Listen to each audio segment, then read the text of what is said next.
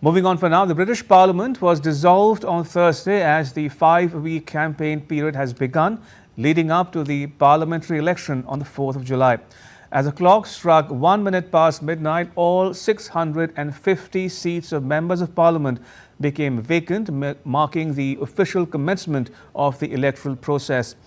The election is expected to bring the Labour Party back to power after 14 years of Conservative rule. Prime Minister Rishi Sunak's election announcement has been seen by many as a shaky start to the campaign, with some interpreting the rain as an ill omen.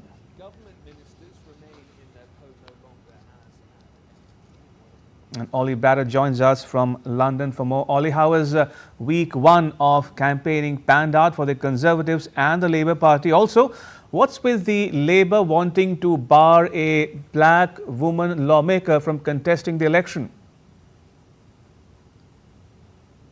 Well, let's start with that second part of the question first. Diane Abbott is the MP that you're referring to. She's been the MP for a constituency in East London for 4 decades, and she says that she thinks the Labour Party are trying to bar her from standing again in that constituency. Now, that hasn't been confirmed by the Labour Party. Labour officials insist that they haven't made any final decisions yet, but she has been a controversial figure in the party in recent years. Around a year ago, she had the party whip suspended for some comments she made that were perceived as being racist, that she apologised for later. She has now had the party whip restored, but what appears to be happening is that potentially the Labour Party are trying to manufacture her exit so that they can bring in someone else to stand in that seat who is rather more aligned with the current party leadership. But that is making very many left-wing Labour MPs very angry indeed. They think that Diane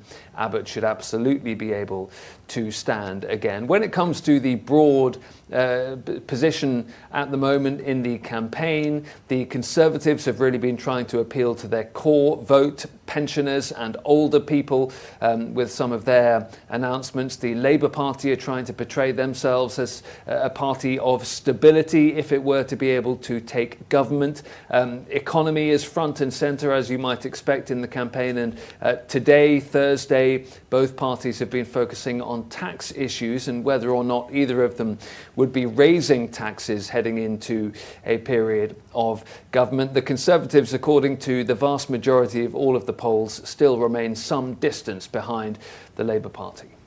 That said, Ollie, what can you tell us about the first head-to-head debate between Sunak and Starmer? Is it going to be the first of many?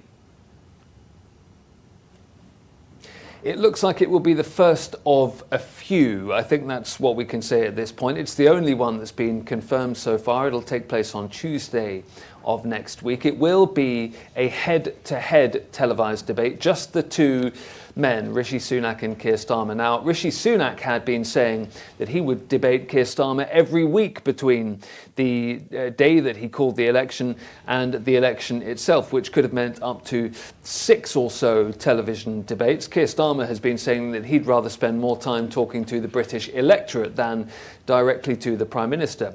The Prime Minister insists that that's because Keir Starmer doesn't want to have those debates in a rigorous televised format. Of course, the Labour leader would deny that characterisation, but how many more debates we get remains to be seen. It is controversial, though, already with this first confirmed televised debate. Leaders of the other political parties here in the UK are expressing anger that they are not going to be invited. It may be that we get some more head-to-heads between Starmer and Sunak between now and July the 4th. It may be that we get some other televised debates in other formats with some of the other party leaders involved and invited at times as well. But for now, we just have that one confirmed televised debate, which will take place on the ITV network here in the UK next week. All right, we'll leave it at that. Ollie, thank you. Ollie Barrett reporting there from London.